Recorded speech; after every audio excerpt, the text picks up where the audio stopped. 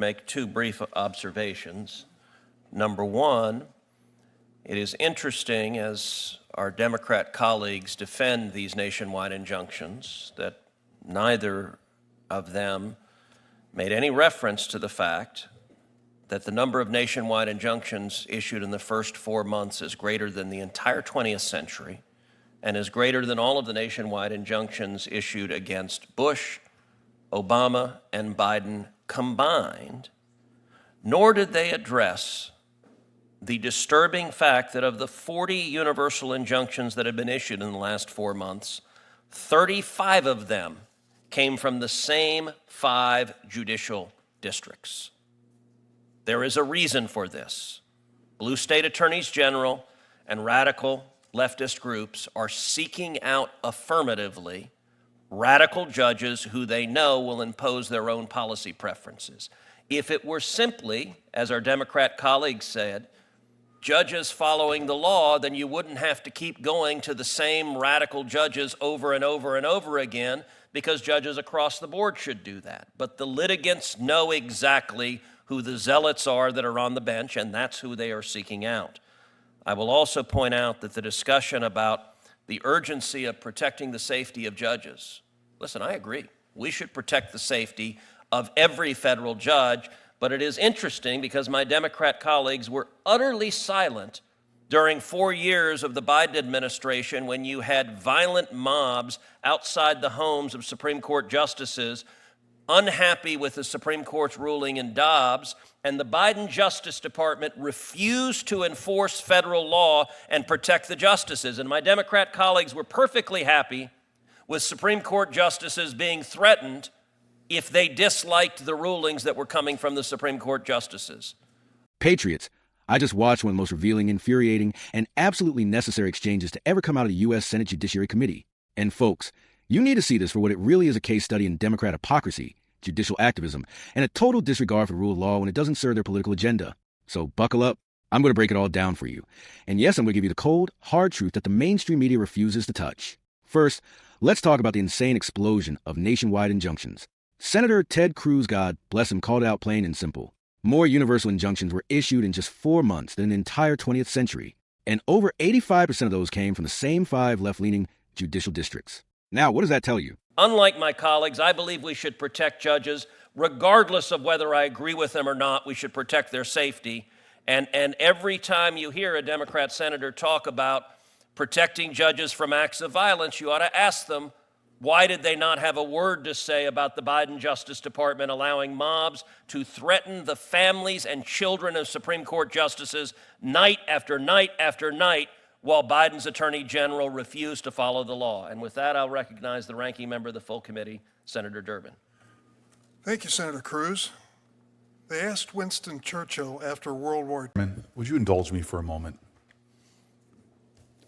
We indulge you every moment. I appreciate that act of generosity. It's just something you said that I think is actually dangerous and should be addressed, and you're welcome.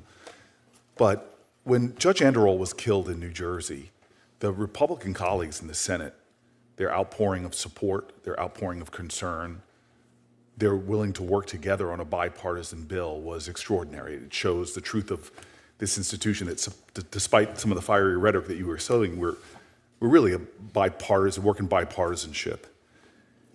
Cornyn and Coons, after the incidents you're talking about, got together and actually passed a bill to better protect our Supreme Court justices, many of whom are friends of ours. You know, Gorsuch and I disagree on a lot of stuff. I knew his wife before he did. We studied together at Oxford. This implication that there was silence when there were threats on their people's houses is absolutely absurd. I remember the rhetoric and the comments, the concern from Coons. I actually distinctly remember you, Chairman, on more than once condemning those attacks on Republican-appointed jurists. To say things like that feeds just the partisanship in this institution and feeds the fiery rhetoric. And it's just plain not true. It's just plain not true. And I think you know that, but we can pull from the record from my colleagues in real time, literally days afterwards, condemning it. There's a lot of substantive things to say here, but to think that the lack of humanity when people's homes are being threatened was not in existence, I think that's unfair and really concerns me that you would say that in the way that you did. Well, I thank my colleague from New Jersey. I will note, as John Adams observed, that facts are stubborn things. And it is existing federal law, 18 U.S.C. section 1507, that makes it a crime to protest at a judge's home. And the law provides whoever with the intent of interfering with, obstructing, or impeding the administration of justice, or with the intent or of influencing any judge, juror, witness, or court officer in the discharge of his duty, pickets or parades in or near a building housing a court of the United States, in or near a building or residence occupied or used by such judge, juror, witness, or court officer, or with such intent uses any sound truck or similar device, or resorts to any other demonstration in or near any such building or residence, shall be fined under this title or imprisoned not more than 1 year, or both. That is federal criminal law. Night after night after night, angry mobs were outside the Supreme Court justices' homes, and in the entire course of it, the Biden Justice Department prosecuted nobody. We had the Attorney General sitting at that table, and multiple Republican senators asked him, why are you not enforcing the law? What they are doing is a crime. And my friend from New Jersey said, it is a lie to say we, the Democrats, condone this. I would challenge, my friend, find a single Democrat senator on this committee holding the Attorney General to account for not enforcing this law. I was here at those hearings, and I do not recall a single Democrat senator saying to the Attorney General, you should arrest these people who are violating the law, you should protect the judges. I agree that there was general language against violence, but not a single Democrat senator that I ever saw in this committee was willing to hold Attorney General Merrick Garland to account for flagrantly disregarding the federal criminal law, because the Biden administration agreed with the protesters and I think wanted those justices harassed at their home. I really appreciate that you've now shifted the accusation you made earlier. Your accusation was that we were silent in the face of protests at Supreme Court justices' homes. Again, we joined together in a bipartisan way, not only to condemn that, but to pass legislation to extend round-the-clock security protection, literally days. It was introduced May 5th, passed the Senate in a bipartisan fashion on May 9th. So if you're saying that we didn't criticize Did the Merrick Garland, Biden DOJ arrest a single person under this law? You are now changing the No, that is what I said. accusation That is what I said. Again, I'll pull the record. Did the Biden DOJ arrest even one? Again, The answer is no. my point to you is the accusation that the Democrats on this committee do not care about the safety All right, so let me of ask you federal this. judges. Should I the did not Biden interrupt you, DOJ sir. I would appreciate if you let me finish. I am sick and tired of hearing the kind of heated partisan rhetoric, which is one of the reasons why we have such divisions in this country. The attacks we see from the President of the United States of America trolling and dragging judges through is what we should be talking about, that puts people in danger. I'm simply taking issue with the claim that you made at the top that people on the Democratic side of the aisle do not care about the safety and the security of judges and said nothing. You said we were silent after people's houses were protested. That is a patent lie, sir. We were not silent. We took action. We joined in a bipartisan way to protect those judges, as was done in a bipartisan way to protect a New Jersey judge after their horrific attack at their home. So I see you now trying to shift the debate to whether we talk to an attorney general. I'm simply taking issue with this accusation that somehow we Democrats are so bad because we don't call out threats to our judicial colleagues. And that is wrong. You could change the argument now that you want, but what you said was patently not true and was, in fact, a patent lie. So I do enjoy the fact that my colleague from New Jersey raises his voice and says it's a patent lie and says he's doing so in defense of lowering the rhetoric. There is some irony to doing those two together. I'll point out that in the entire course of those remarks, Senator Booker did not dispute the central point I made, which is the Biden Justice Department arrested 0 people, prosecuted 0 people for violating the criminal law, and every Democrat senator on this committee was silent about it. And this was an ongoing pattern for months.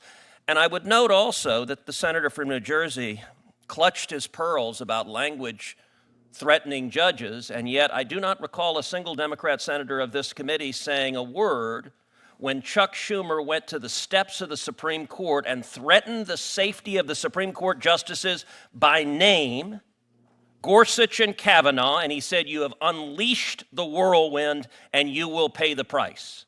And not a single Democrat senator had a word to say about this. And so their outrage is selective. And I will give my colleague from New Jersey a chance to just answer a simple yes-no question. Should the Biden Justice Department have enforced the criminal law against protesting at a justice's home? Yes or no? So the rank hypocrisy of Chuck Schumer apologizing the next day and you holding that standard for him and not for your president, who you actually rightfully described when you were running against him in a primary. I would love to run those tapes of how you perfectly talked about the danger of our president and his rhetoric. But now you are failing, in fact, blind to the very things you're accusing Chuck Schumer of. I don't think Donald Trump would know an apology if it hit him in the head. Never has said apologizing. So again, you are very, very, sir, very, very deep into the waters of hypocrisy in your criticisms of Chuck Schumer. So let the record reflect that Spartacus did not answer the question and did not tell us whether the criminal law should be enforced, because he knows the answer is yes, and he knows that the Biden Department of Justice was being wildly political and partisan in refusing to enforce the law because they disagreed with the Supreme Court justices' rulings. I have also, in addition to Senator Durbin, who's given his opening statement, I have a written opening statement from Chairman Grassley. Without objection, that written statement is entered into the record, and I will now briefly introduce our distinguished witnesses. We have 3. It tells me the radical left has figured out how to weaponize the courts. They're not fighting legal battles, they're hand-picking activist judges to impose policy from the bench. That's not justice, that's judicial tyranny. And if the roles were reversed, you better believe CNN would be screaming about it 24/7. This isn't following the law, this is judge shopping. Blue state AGs and their leftist activist buddies are scouring the country for judicial zealots who will rubber stamp whatever progressive nonsense they're pushing. We're talking about judges acting as legislators. That is not how the Constitution designed the system. This is supposed to be a nation of laws, not men. And Cruz nails it. If justice were truly blind, they wouldn't have to keep going to the same few judges again and again. Then there's this absolute clown show about protecting judges. Senator Cruz brings up a legitimate, critical point. When mobs of radical leftists protested outside the homes of Supreme Court justices breaking federal law, what did Biden's DOJ do? Nothing. Not one arrest. Not one prosecution. 4 months. Let me remind you, folks, it is illegal under 18 U.S.C. Section 1507 to protest outside a judge's home with intent to influence them. But because these mobs were targeting conservative justices, the Democrats shrugged it off. That's not just a double standard, it's an attack on the foundation of our justice system. And here's where the hypocrisy hits peak levels. Not one Democrat senator held Attorney General Merrick Garland accountable. Cruz asked the question. They dodged it. Booker tried to pivot, accused Cruz of lying, but he never actually addressed the fact that the DOJ enforced nothing. Silence is complicity. Folks, if you really care about the safety of our judges, you enforce the law equally. You don't let angry mobs threaten their families just because you agree with the mob's politics. And then, oh boy, here comes Senator Cory, Spartacus Booker, with his Oscar-worthy performance crying foul, claiming Cruz lied, raising his voice, and pretending Democrats were leading the charge to protect judges. Hey, Cory, no one's buying it. You passed a bill for round-the-clock protection? That's great. But you still didn't enforce the law against criminal protesters. And you sure as heck didn't hold your own side accountable. That's the problem. Cruz called out the most outrageous example of selective outrage, Chuck Schumer's blatant threat against Justices Gorsuch and Kavanaugh. You have unleashed a whirlwind, and you will pay the price. Not a single Democrat condemned him. Not one. You imagine if a Republican said that, they'd be calling for impeachment, disbarment, maybe even arrest. But when it's one of their own, suddenly it's just a figure of speech. No consequences, no accountability. And the radical left takes that as a green light to keep pushing the boundaries further. Here's what it comes down to. Folks, are we going to be a country that lives under the rule of law? Or are we going to be ruled by mob intimidation and partisan prosecutors? Because what the Democrats are doing is crystal clear. They're normalizing lawlessness when it suits their cause and weaponizing law enforcement when it doesn't. They ignored violent protests outside the homes of our highest judges. They supported lawbreaking under the guise of free speech. And they're appointing activist judges to legislate from the bench. That is a threat to our republic. If you care about this country, if you care about law and order and equal justice, you cannot let this double standard continue. Thank God for senators like Ted Cruz who still have the backbone to call this out. The Biden administration's DOJ is not blind. They're willfully ignoring crimes when it benefits their political agenda. We need to wake up, stand up, and demand accountability not just from the left, but from anyone in power who tramples the Constitution for partisan gain. Because if we lose the rule of law, we lose everything. Stay vigilant, stay strong, and stay patriotic. This has been Conservative Chronicle. And if you found this breakdown helpful, hit that like button, subscribe, and drop a comment below. God bless you, and God bless the United States of America.